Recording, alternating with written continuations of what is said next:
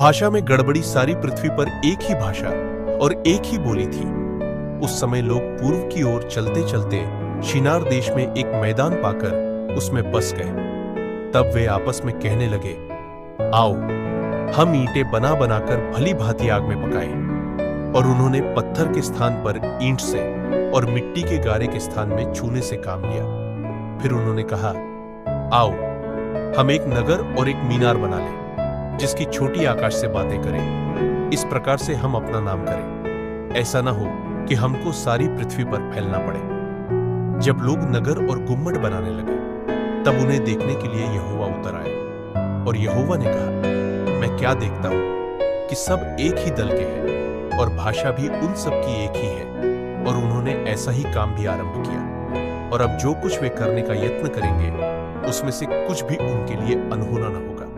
इसलिए आओ हम उतरकर उनकी भाषा में बड़ी गड़बड़ी डालें कि वे एक दूसरे की बोली को न समझ सकें। इस प्रकार यहोवा ने उनको वहां से सारी पृथ्वी के ऊपर फैला दिया और उन्होंने उस नगर का बनाना छोड़ दिया। इस कारण उस नगर का नाम बाबेल पड़ा, क्योंकि सारी पृथ्वी की भाषा में जो गड़बड़ी है वह यहोवा ने वहीं डाली और वहीं से यहोवा ने मनुष्य को सारी पृथ्वी के ऊपर फैला दिया। तेरह की वंशावली यह है। तेरह ने अब्राम और नाहोर और हारान को जन्म दिया, और हारान ने लूत को जन्म दिया। और हारान अपने पिता के सामने ही कसदियों के ऊर नाम नगर में, जो उसकी जन्मभूमि थी, मर गया। अब्राम और नाहोर दोनों ने विवाह किया। अब्राम की पत्नी का नाम सारै और नाहोर की पत्नी का नाम मिल्का था। यह उस हारान की बेटी थी जो मिल्का और यिस्का दोनों का पिता था। सारै तो बांझ थी, उसके संतान न हुई। और तेरह अपने पुत्र अब्राम और अपने पोते लूत, जो हारान का पुत्र था, और अपनी बहू सारै, जो उसके पुत्र अब्राम की पत्नी थी, इन सभी को लेकर कसदियों के ऊर नगर से निकल कनान देश जाने को चला।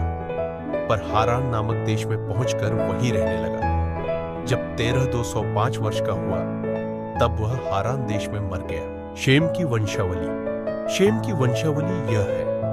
जल प्रलय के 2 वर्ष पश्चात जब शेम 100 वर्ष का हुआ, तब उसने अर्पक्षद को जन्म दिया। और अर्पक्षद के जन्म के पश्चात शेम 500 वर्ष जीवित रहा, और उसके और भी बेटे बेटियां उत्पन्न हुई। जब अर्पक्षद 35 वर्ष का हुआ, तब उसने शेलह को जन्म दिया। और शेलह के जन्म के पश्चात अर्पक्षद 403 वर्ष और जीवित रहा, और उसके और भी बेटे बेटियां उत्पन्न हुई। जब शेलह 30 वर्ष का हुआ, तब उसके द्वारा एबेर का जन्म हुआ। और एबेर के जन्म के पश्चात शेलह 403 वर्ष और जीवित रहा, और उसके और भी बेटे बेटियां उत्पन्न हुई। जब एबेर 34 वर्ष का हुआ, तब उसके द्वारा पेलेग का जन्म हुआ। और पेलेग के जन्म के पश्चात एबेर 430 वर्ष और जीवित रहा, और उसके और भी बेटे बेटियां उत्पन्न हुई। जब पेलेग 30 वर्ष का हुआ, तब उसके द्वारा रू का जन्म हुआ। और रू के जन्म के पश्चात पेलेग 209 वर्ष और जीवित रहा, और उसके और भी बेटे बेटियां उत्पन्न हुई। जब रू 32 वर्ष का हुआ, तब उसके द्वारा सरूग का जन्म हुआ। और सरूग के जन्म के पश्चात रू 207 वर्ष और जीवित रहा, और उसके और भी बेटे बेटियां उत्पन्न हुई। जब सरूग 30 वर्ष का हुआ, तब उसके द्वारा नाहोर का जन्म हुआ। और नाहोर के जन्म के पश्चात सरूग 200 वर्ष और जीवित रहा, और उसके और भी बेटे बेटियां उत्पन्न हुई। जब नाहोर 29 वर्ष का हुआ, तब उसके द्वारा तेरह का जन्म हुआ। और तेरह के जन्म के पश्चात नाहोर 119 वर्ष और जीवित रहा, और उसके और भी बेटे बेटियां उत्पन्न हुई। जब तक तेरह 70 वर्ष का हुआ, तब तक उसके द्वारा अब्राम और नाहोर और हारान उत्पन्न हुए। अधिक जानकारी के लिए चैनल को सब्सक्राइब करें और शेयर करना न भूलें।